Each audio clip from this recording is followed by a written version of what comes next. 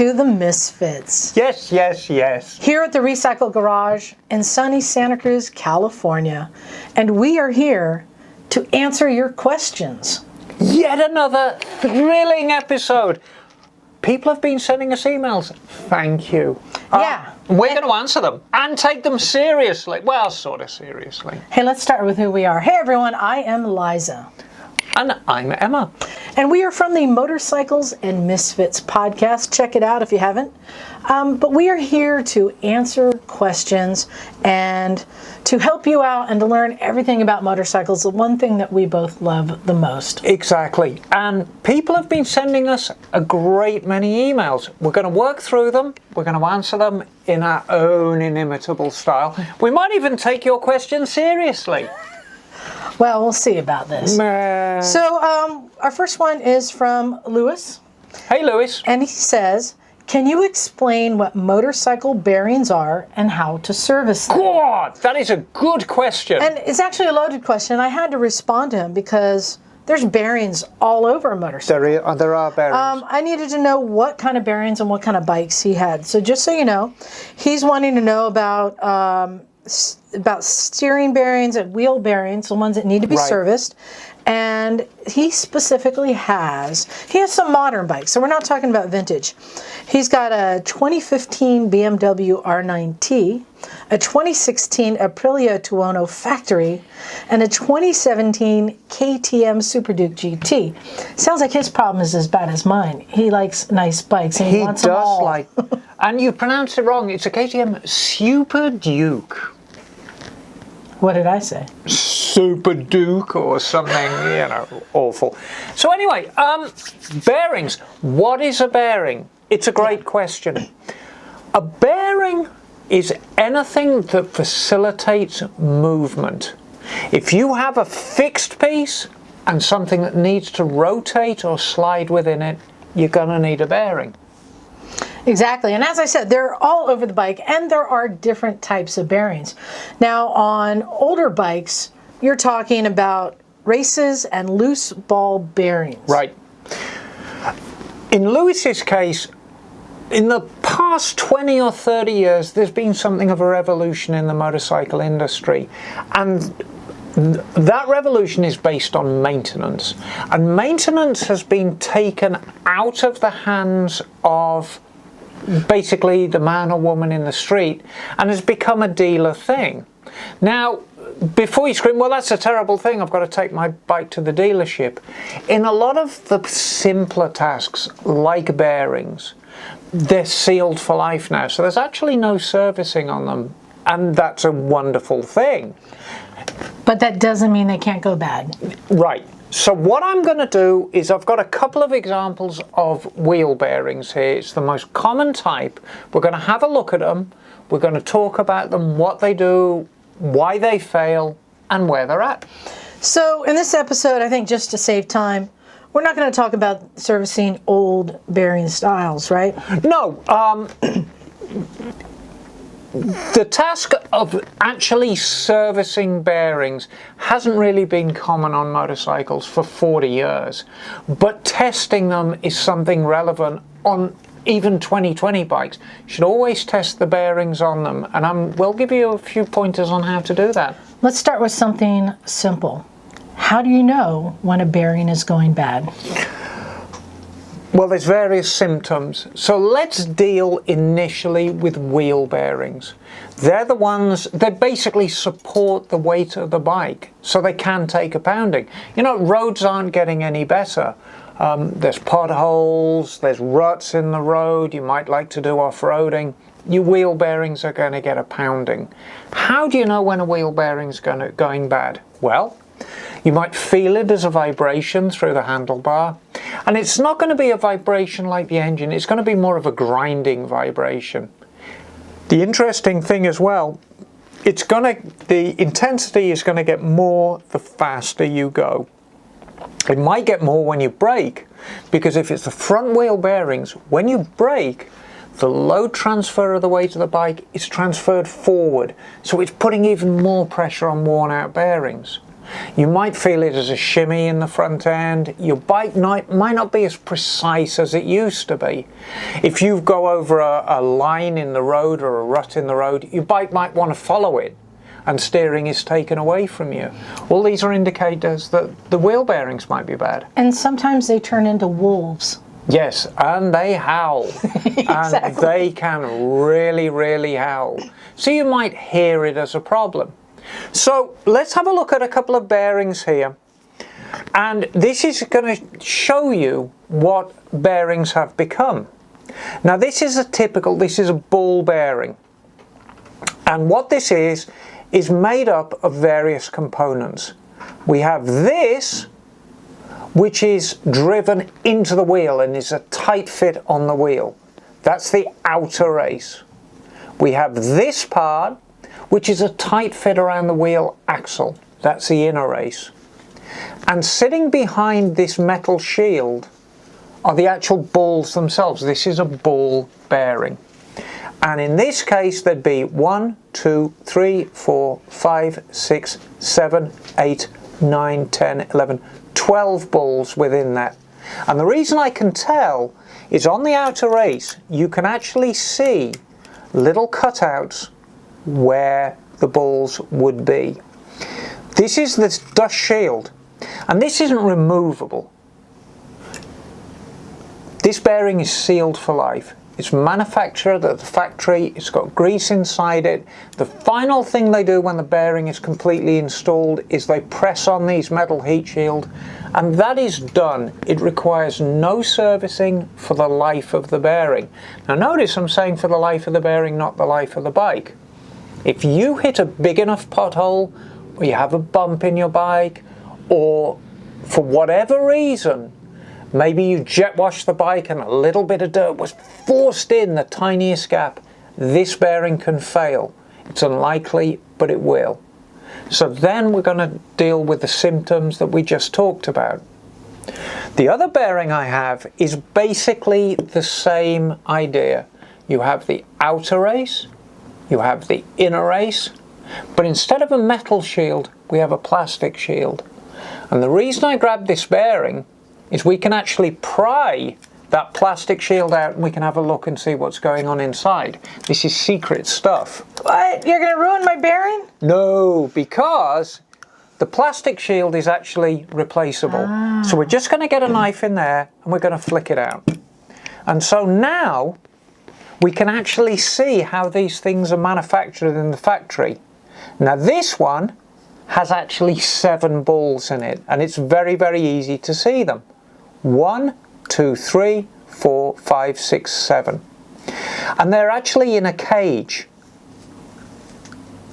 The way it becomes interesting is when we actually turn the bearing, and we can see that this stays still, and then the actual cage with the balls in is moving at half time. We can clearly see that the grease that's actually being put in the bearing at the factory. So that's what the inside of a ball bearing looks like. You'll often hear the term roller bearing. And a roller bearing is exactly the same as this, except instead of having balls, they're little barrel-shaped rollers. And it gives a little bit better weight distribution in a high load area. Exactly. Because even though it's round, you have just that smallest tip that's taking the weight. So on the tapered bearings, the barrel type, it's distributed across the entire face. So why isn't every bearing a barrel bearing? I'll tell you. This bearing supports a load that way, but it's very good at supporting a load that way as well, which is why we like them in wheel bearings. If you have a roller bearing, you need some means of stopping lateral movement, because there's nothing to stop the bearing walking left to right. And that's why it's a poor choice for wheel bearings. Are there motorcycles with roller bearings in the wheels? Yes. But they've got quite sophisticated means of dealing with the thrust. These are very simple, they've been around forever, and they're tough as old boots. And they're better for high-speed applications. Right, exactly. Now, Liza was grumbling about me ruining your bearing. Here's the plastic shield, and all we're going to do is we're just going to click it back into place. And that's it. I don't recommend that you do this at home. There's no need to dismantle a bearing. I just did that to show what's inside. The grease and lubrication in this bearing is good for the life of the bearing. So in his question, he says these items come up on his maintenance schedule and wants to know, what do you do about it? Okay, so let's deal with how to check a wheel bearing. And it's a very, very simple technique. The first thing you've got to do is get the wheel off the ground. If your bike's got a center stand, well, that's just great. If it's got a side stand, you'll probably need to use a paddock stand for either the front or rear of the bike, or figure out some means of using the side stand and putting an axle stand under a footrest or under the engine cradle so you can get one or both wheels off the ground. The first thing you're going to do is spin the wheel. And what I like to do on the front of the bike is I'll spin the wheel and I'll grab the fork leg. And if there's any vibration in the axle is bolted directly to the fork leg. You're actually going to feel a vibration in that fork leg. Good tip. If there's no vibration, you're still not out of the woods yet. What you need to do is you need to grab the wheel at 12 o'clock and grab the wheel at 6 o'clock. So you grab the wheel like that, and then you're going to try and rock it. So as you pull this fist towards you, push that one, and you rock the wheel. If you feel no movement and the wheel spins freely, you're done. Your bearings are good. Same applies to the rear.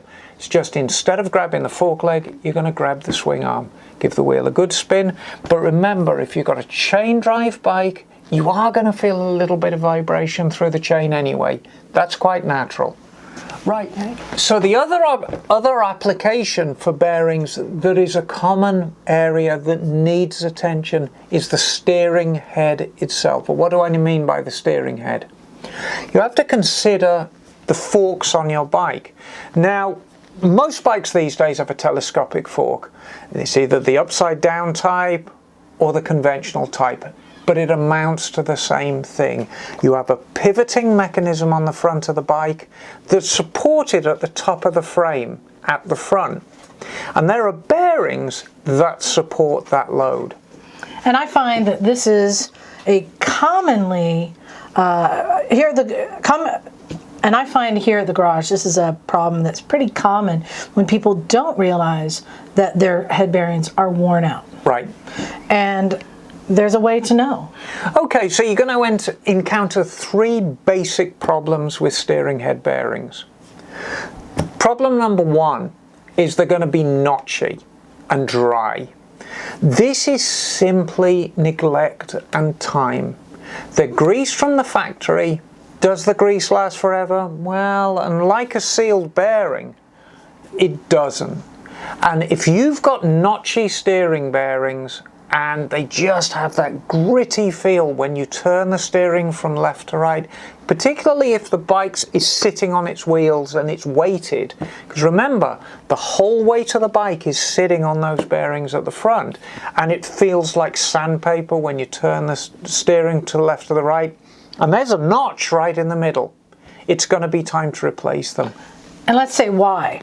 And this is something that it freaks me out when people come in and you can feel that where it finds that center point. Right. And here's why it's so bad. It can cause high-speed wobble. It can cause just all sorts of steering problems because you're in a turn. Absolutely. And you come out and it tries to lock into that center position. And that happens because as you're going down the road, usually in a straight line, your suspension is being hammered constantly. So the bearings are being hammered in that single position. That's why you don't find the notch outside of the straight line. It's always dead ahead and center.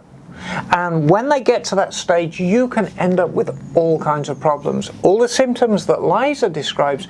In addition to that, the bike will be very, very hesitant to maintain a straight line. It'll almost weave like this. It'll follow lines in the road. It'll follow ruts in the road. and it'll just generally be an unpleasant place to be. So that's problem number one.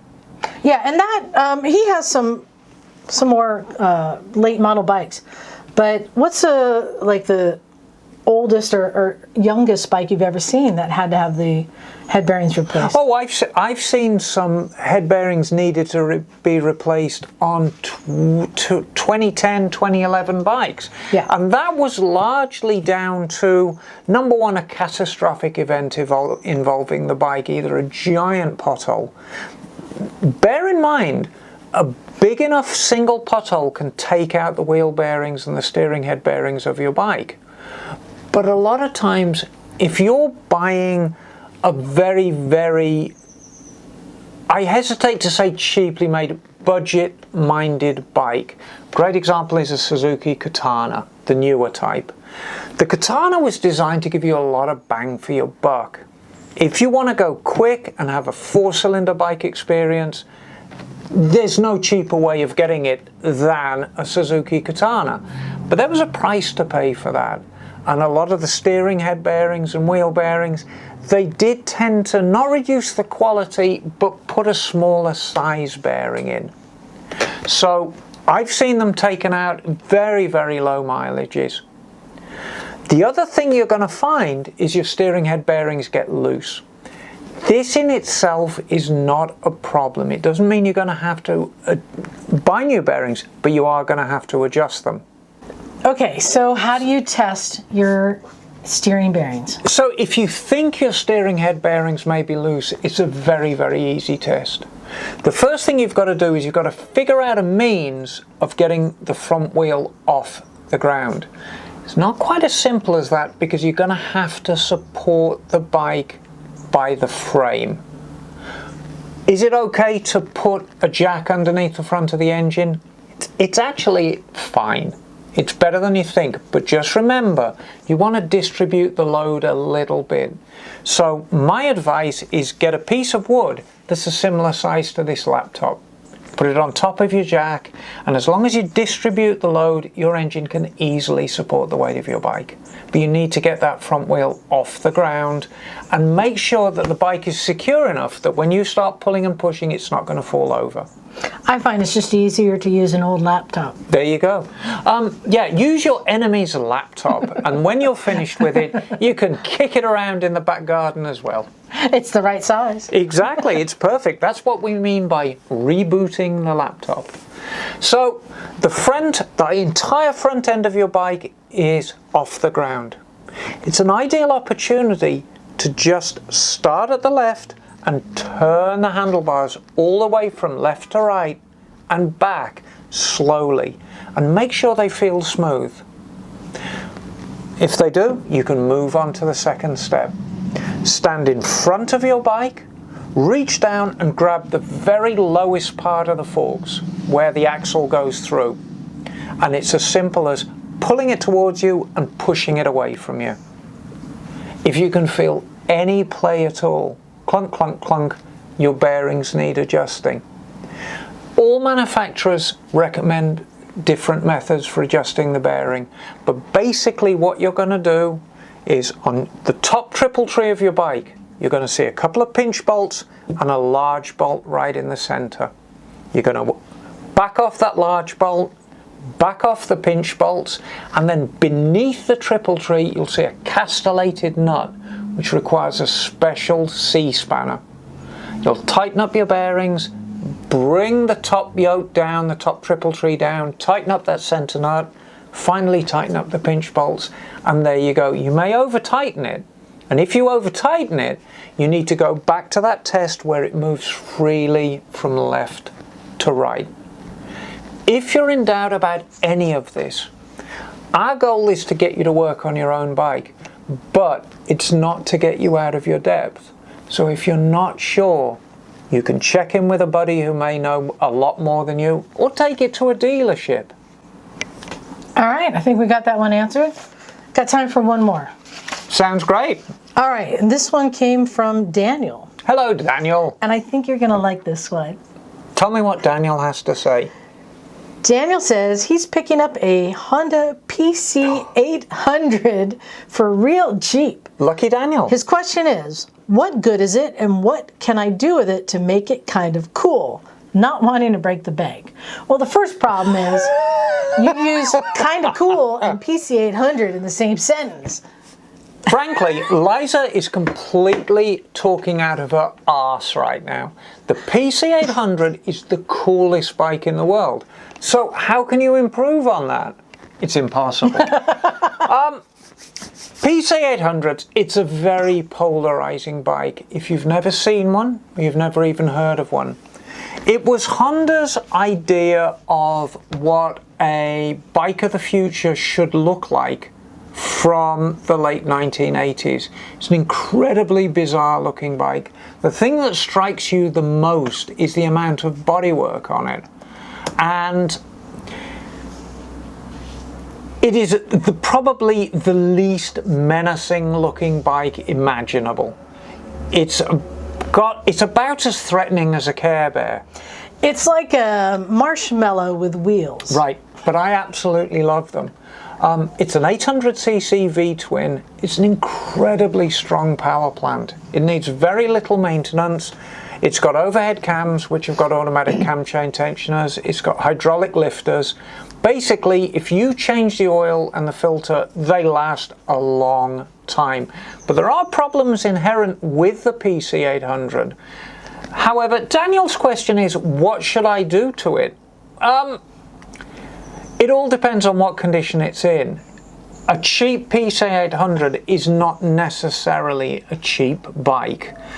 Because they were of appeal to people who were not necessarily attracted to bikes, 30 years after they're made, sometimes the maintenance can be a little choppy on them. I've seen PC800s that have been horribly neglected. I've also seen them that have been loved like no other bike. What you need to do, Daniel, is evaluate the actual bike you've got. My suggestion to you is start with the basics. Get that bike in good mechanical condition. It's a very, very simple bike. I'm going to say one of the issues with the PC800 is that there's no room for any modification, really. The luggage is molded into the body. It covers the front wheels and the fairing. It's all one piece. So there's no room to modify. And if you happen to get into an accident, like someone I know, and destroy part of the body, there are no parts available, are there? Exactly. Any body parts of PC800s are completely unavailable. Those that do pop up tend to command a very, very high price because, make no mistake, there is a thriving community for these bikes, and it's worldwide. They are so revered by their owners and so loved by their owners. It really goes beyond what normal one-make clubs are about. The one thing I will say about the PC800, when you take all the bodywork off, it is quite an ugly bike. So if you want to customize it, you're going to have to figure out some means of incorporating either some or all of the bodywork. That said, it's a large canvas to play with. Actually, when you said canvas, so we're looking at some of these pictures here, and I wanted to see what customizations people have made to some of their bikes. And let's see, we found one. Okay. Apparently, it seems like it's a good face for a mural. Well, there's a lot of real estate to actually explore your artistic tendencies on this. Though I'm not sure a giant naked lady on the side is the best way to go. I don't think it's inappropriate in this case, and I'm really pleased that because the mural is of a good size, he can include a lot of detail in there. So let's add to the list of things it's good for, a wall to put a mural on. How about that? Wall to put a mural on. It has got quite a resemblance to a boat. My thought on mine before it got totaled, I was actually working on putting a mast with little pennants on it and substituting the handlebar for a ship's wheel, which I think would be jolly nice. So what I want to share, though, you had replied to Daniel's email. Do you want to read your answer? Yes, I'll read it. Go ahead and read your answer. I thought it was a pretty good answer. Okay. Hey, Daniel. The PC800 is easily the coolest bike in the world already. Difficult to improve on perfection. My advice would be to put lots of Haagen-Dazs stickers on the trunk and carry plenty of ice cream treats to give to admiring strangers and tiny children. Yeah, that's the perfect thing to do with it. Become the neighborhood creep. Right, and but the final paragraph, this is the one you should really take to heart, Daniel. As capable as it is, and I want you to understand that we're kind of making fun of the PC800, but I actually have a visceral love of these bikes. I think they are just the best thing imaginable. Well, hello, Little. Hello, Little. Are you joining us? Come on over. Little, the neighborhood dog, has come to join us. So the last paragraph. As capable as it is, it's not a bike that takes itself too seriously. So just go to town. And I think that's the key, Daniel. You've got basically a very, very good platform. You've got an indestructible engine with shaft drive, dependable drum brake on the rear. You've got a front fork assembly that's basically the same as a VFR 800 Interceptor. So they handle really well, they brake really well, they do everything they should, they make good power, just with this incredibly bizarre bodywork on it. Consider painting it silver and then wearing a silver suit, and then pull up at a gas station and ask the gas station attendant to take me to your leader. So, Emma, I did a search for the most heavily modified PC800 I could find, and I think I found it. Really? I want to get your opinion, and let's go over this. I see that there are many pieces of a shopping cart, or a trolley, as you may call it. No, this is a full-size trolley, and what I enjoy the most about this customization is he's actually made an effort to incorporate the trolley into the lines of the bike. So rather than just put a trolley on the bike, he's kind of cut it at a jaunty angle to give it some aerodynamic ability. Did you notice the wheels and the handle on the front fairing? Yes. And more of it on the rear. Right, so he's basically cut up this trolley. The handle is actually forming a crash bar at the back. I think it's a wheelie bar. It certainly could be. I pulled wheelies on mine once or twice. And the thing that's nice, though, that he carries his own brooms to sweep up all the parts of his bike that fall off. Right, and you know, when you ride a PC800, you are going to be something of the town celebrity. So you might be called upon to do civic duties like sweeping the town square. So carrying brooms around with you and, you know, dustpans and brushes is always a good thing.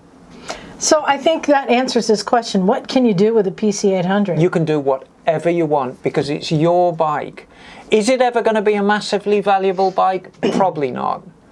Is it ever going to be a polarizing bike that really causes comment wherever you go? It already is, darling. You got some options. You could be the town creep. You can be the town sweep.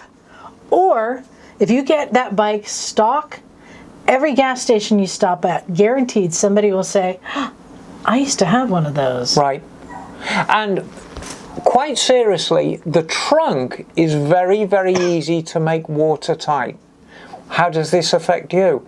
If you figure out exactly how to do it, and you put some ice packs in there and put some cold drinks, I guarantee you at the next bike night or the next club meet you go to or the next race meet you go to and you crack open the trunk of your PC800 and you've got some chill Coronas in there, you will be the hit of the party. But as much fun as I make of it, the bottom line is they're great it's bikes. Still a Honda. And when you say it's a cheap PC800, you always have to be cautious. But because it's a Honda, you're still going to be able to keep that bike running forever. It's just the cosmetics that are going to be problematic. And that's what makes or breaks the PC. All the mechanical parts, there are some things that are common to just the PC800, but there's also an awful lot of parts that you can use from other bikes. So it's mechanically, it's very, very easy to keep one on the road. Cosmetically, it's a bit harder. If you fall off it and smash up some of the bodywork, in effect the bike's totaled, because there's no way of getting replacement body pieces. Well, there you go. I think we answered that question. I hope so. I'm thrilled for you, Daniel. Enjoy your new bike, mate. We're here to answer your questions too. You can send us an email at askthemissfits@gmail.com. That's MISSFITS, because we are the Fits. Exactly. Well, that's another one in the bag. Another one in the bag. I think we did a good job. I hope so. I don't know why you have the knife. Cut you. Yo! Yo, Mikey! Welcome to the BBC News. How's my hair look, Liza? It looks good.